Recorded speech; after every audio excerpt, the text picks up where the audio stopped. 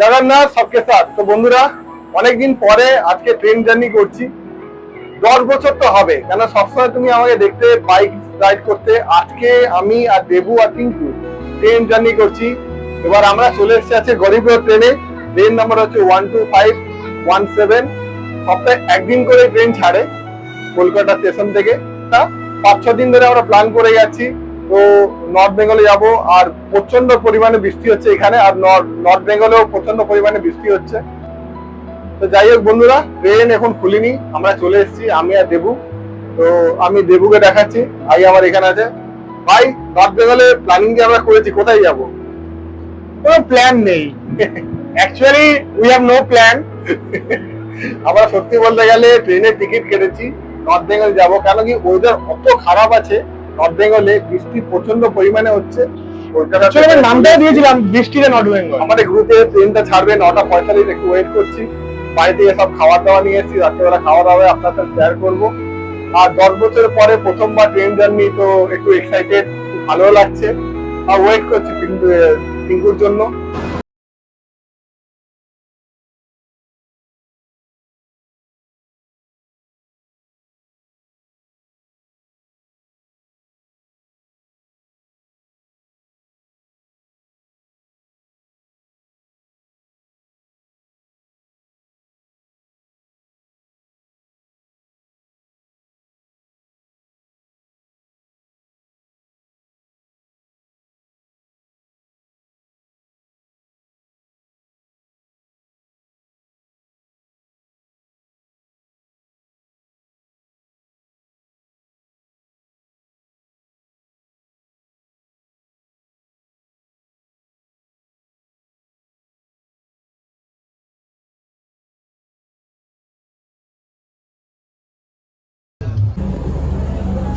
এক ঘন্টা শুয়ে পড়েছিলাম, তো ঘুম এখন ভাঙলো। সময় হচ্ছে দুটো মতন বাজে। আর আলিমগঞ্জ বলে একটা স্টেশন আছে, ওখানে ট্রেন দাঁড়িয়ে আছে।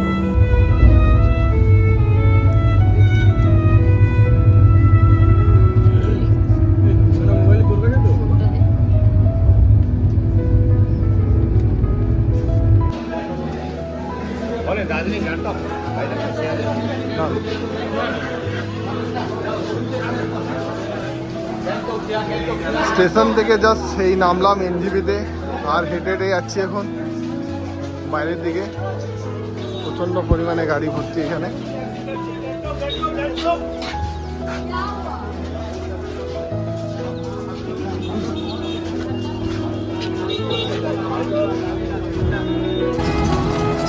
এইবার আমরা একটা টোটো ধরে নিয়েছি, আর টোটো 80 টাকা নিচ্ছে, আমাদের 3জনকে পৌঁছিয়ে দেবে প্রিন্স রাইডার শিলিগুড়ি। আর ওইখান থেকে আমরা ডিসাইড করেছি যে NS 200 নিয়ে আমরা বেরোবো। কিন্তু ওইখানে গিয়ে দেখি আমাদের NS একদমই ভালো লাগছে না।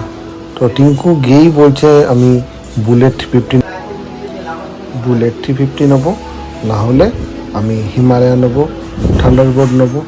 মানে ওর ইচ্ছা 350 সিসির বাইক উপরে নেবে ও।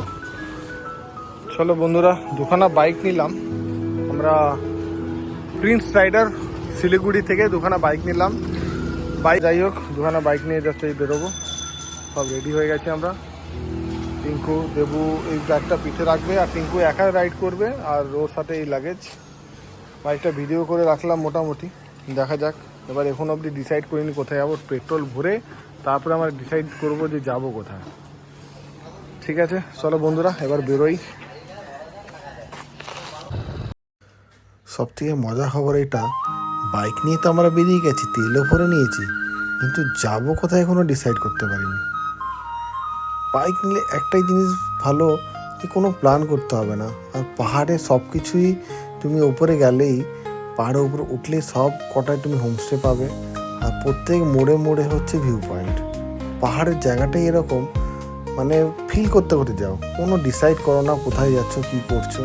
তাও মনে মনে ভাবছিলাম একটুখানি পেলিং যাব, কখন ভাবছি যে নামচি যাব। টিঙ্কুকে নিয়ে একটু ভয়তে ছিলাম যে বাইকটা কেমন চালাবে, কিন্তু না, খুব ভালো হাত। একটু চাপ তো ছিল যেহেতু ও ছোটো, তো সেই কারণে আমি ওকে নিয়ে গেছি। ফার্স্ট আগেও বাইক চালিয়েছে, কিন্তু তাও মনের মধ্যে একটা ভয় ছিল যে কেমন বাইক চালাবে, কিন্তু না, চিন্তা দূর হয়ে গেল, ভালো বাইক চালাবে। দুপাশে আর এই চা বাগান, মাঝখানে বাইক নিয়ে। তো বন্ধুরা, চলতে চলতে ব্যাগটা আমাদের খুলে গেছিলো, তো বাঁধা হচ্ছে এখন আবার।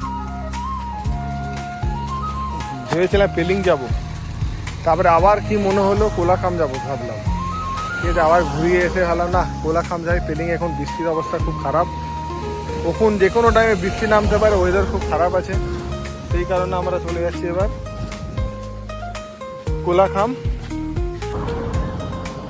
তো এই জাস্ট পাহাড়ে উঠলাম, একটা অপূর্ব সুন্দর লাগছে, বৃষ্টি, সেই কারণে গাছগুলো একদম সবুজ আর সবুজ। তার মধ্যে মনে হচ্ছে এটা নর্থ বেঙ্গল না কাশ্মীর। সুন্দর একটা পরিবেশ, পাশ দিয়ে তোমার নদী বয়ে যাচ্ছে, আর আওয়াজটাও খুব সুন্দর হচ্ছে, দেখতে পাচ্ছ? খুব সুন্দর না? অপূর্ব সুন্দর লাগছে, অপূর্ব সুন্দর।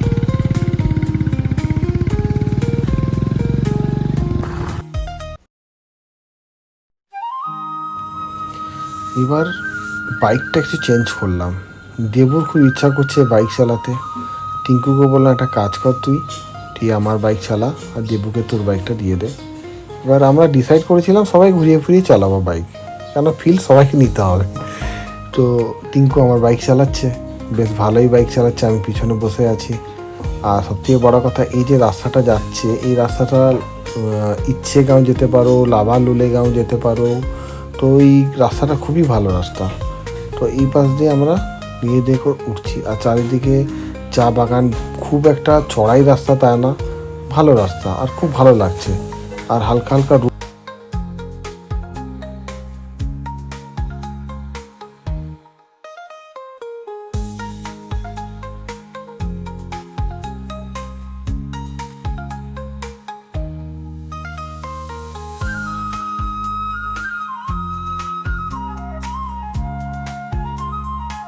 তো বন্ধুরা, লাভা যাওয়ার সময় একটা সুন্দর জায়গা একটা পেলাম। এখানে দেখতে পাচ্ছ পুরো এনজিবি শহরটা দেখা যাচ্ছে, নদী, আর তার থেকে বড় কথা এখানে মেঘ। আবার কানটা বন্ধ হয়ে গেছে, একটা কান, হ্যাঁ বন্ধ, এরকম না তখন ছিল, আবার খুলে গেল।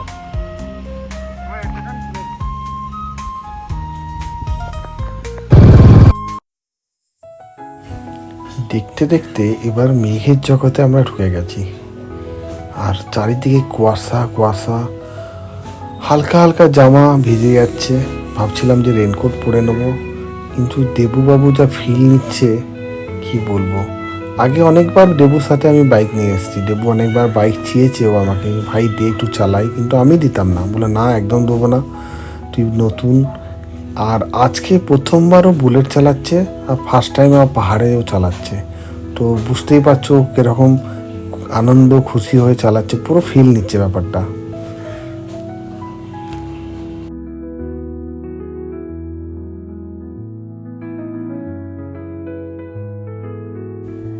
যারা পাহাড় প্রেমী, ওদের কিন্তু বছরে একবার হলেও পাহাড় ডাকে, এটা তো আমি মানি।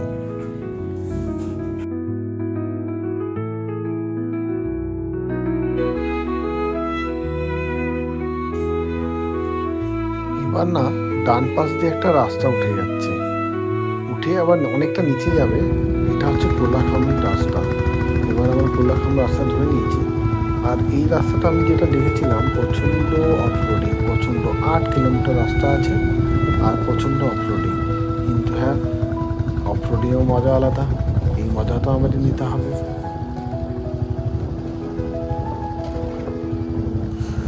বন্ধুরা, এই যে রাস্তাটা না, আমাদের সবারই ভালো লেগেছে, কারণ একটু আগে এখানে বৃষ্টি হয়েছে, রাস্তায় জল, তার মানে গাছপালা পুরো সবুজ আর সবুজ, খুব সুন্দর লাগছিল দেখতে।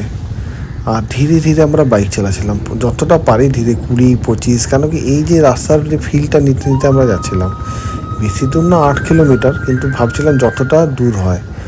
আর দেখতে পাচ্ছ না কতটা সবুজ, খুব সুন্দর লাগছে তাই না? রাস্তার মধ্যেই দেখো গাছ ঝুলে আছে, সে আলাদাই মানে বলে বোঝাতে, আর চতুর্দিকে খালি পাখির ডাক, আর তার মাঝখানে পাহাড়ের মাঝখান দিয়ে আমাদের বুলেটের আওয়াজ। উফ, অসাধারণ।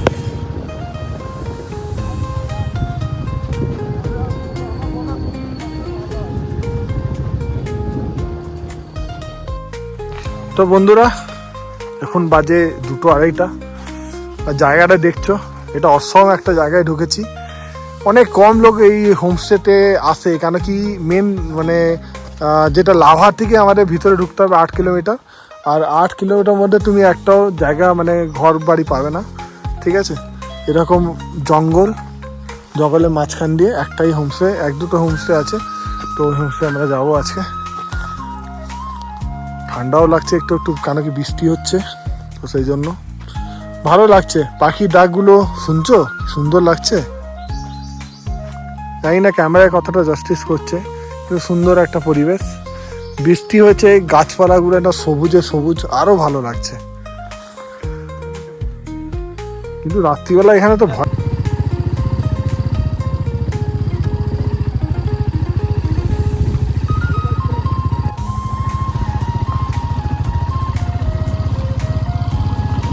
রাস্তা তো না, মনে হয় কেউ একটা পাথরগুলো ফেলে দিয়েছে রাস্তার মধ্যে। এই রাস্তা ঠিক আছে, যখন মোড় আসছে না, তখন মানে মোড়ের সামনেই বড় বড় পাথর। তো 4 হুইলার জন্য ঠিক আছে, বাইকের জন্য একটু সমস্যা, বাট ভালো, খারাপ না, মানে যেতে পারবে তুমি।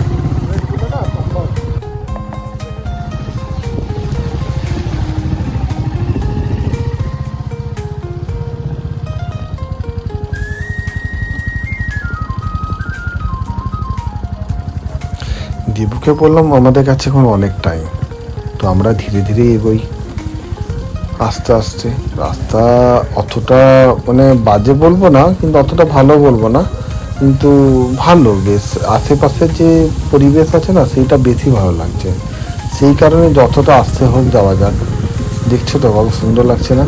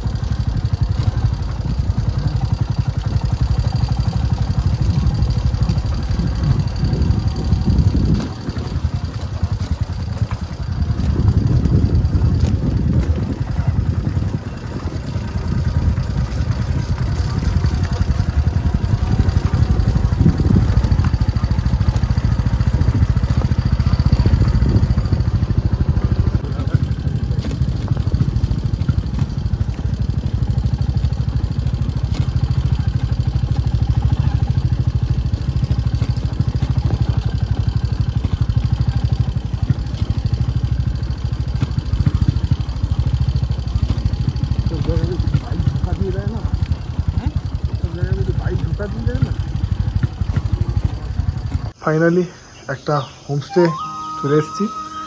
এই হোমস্টে আমি ইউটিউবে দেখেছিলাম, মানে জঙ্গলের মাঝখানে, আশেপাশে কোনো ঘর নেই, ওই অত দূর অফরোডিং করে এখানে আসা।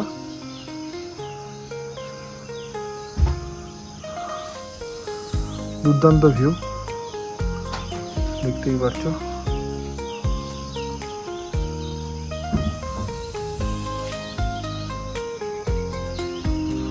না, খুব জোর খিদে পেয়ে গেছে, খাওয়া দাওয়া হবে। রুমের ভিউটা একটু দেখিয়ে নি। এটা হচ্ছে রুম, আর ওয়াশরুমটা একটু দেখিয়ে নি। এটা হচ্ছে ওয়াশরুম, বেশ বড় ওয়াশরুমই আছে, গিজার আছে, বেশ ভালো, খারাপ না। ওয়াশরুমটাও বেশ বড়।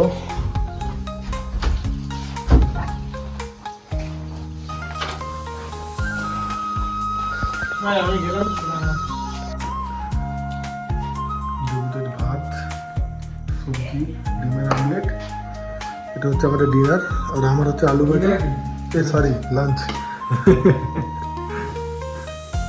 এই যে ডাল, এই পাহাড়ি চাওয়াল, ভেন্ডি ভাজা, আর আলু ভাজা। তো বন্ধুরা খাওয়া দাওয়া হয়ে গেল, ভাবলাম যে কি করব, এবার হেঁটে আসি একটু এদিক ওদিক করে।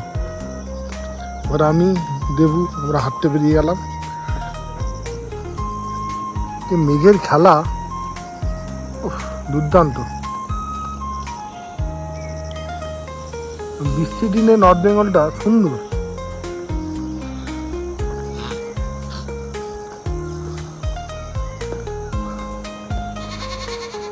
মেঘগুলো দেখেছিস দেবু, মেঘগুলো হেভি লাগছে।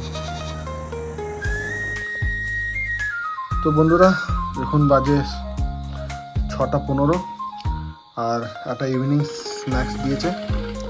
এটা বাঁধাকপির বড়া টাইপের কিছু একটা আছে। আর এটা কি আছে ভাই, ডাল চা? খোলটো দেখি। বাহ, ভালো চা আছে দেখে মনে হচ্ছে। চলো ভালোই আছে। সন্ধ্যাবেলা 2টো চা দিয়েছি, 3জন আছি, কেন কেউ কোনো কিছু খায় না, চা পা খায় না। তো বন্ধুরা আমাদের ডিনার চলে এসছে। এখানে হচ্ছে চিকেন, তো একজন খেয়ে নিয়েছে অলরেডি। আর দেবো বাকি আছে, টিকু অলরেডি খেয়ে নিয়েছে। আর এখানে হচ্ছে আমাদের রুটি, আমরা আবার প্যাক করে রেখে দিয়েছি। আর এইটা হচ্ছে, আর আমার হচ্ছে ভেজ তরকারি, যেহেতু আমি ভেজিটেরিয়ান, তো এটা ভেজ। আর ওদের জন্য চিকেন, অলরেডি টিঙ্কু খাওয়া হয়ে গেছে, দেবু আছে, একটু পরে আমরা খাবো, কেন কি এখন 9টা বাজে, একটু পরেই আমরা খাবো। Thank you. চলো বন্ধুরা, গুড নাইট, জগন্নাথ সবকে সাথ। আবার দেখা হবে কাল, কেন কি খুব টায়ার্ড আজকে, কেন রাত্রিবেলা ট্রেন জার্নি, তার মধ্যে আবার এই রাইড 100 কিলোমিটার পাহাড়ে। 100 কিলোমিটার অনেক ডিফিকাল্ট, তার মধ্যে অফ রোডিং ছিল 10-15 কিলোমিটার, তাতে অবস্থা খারাপ। তারপরে হচ্ছে আমাদের যে রাইডটা হলো আজকে বৃষ্টির মধ্যে, তাতে অনেক আমরা টায়ার্ড, তো চোখ বন্ধ হয়ে আসছে, মানে এরকম অবস্থা। এবার আমরা ঘুমাবো, ঠিক আছে? খাবো 2-4টে রুটি খাবো, বেশি রুটি বলিনি, কেন খুবই টায়ার্ড। চলো, জগন্নাথ সবকে সাথ। আজ রথযাত্রা, সবাইকে শুভ রথযাত্রা, টাটা। কালকে আবার নতুন সকাল। খাবি না? চলো টাটা, গুড নাইট।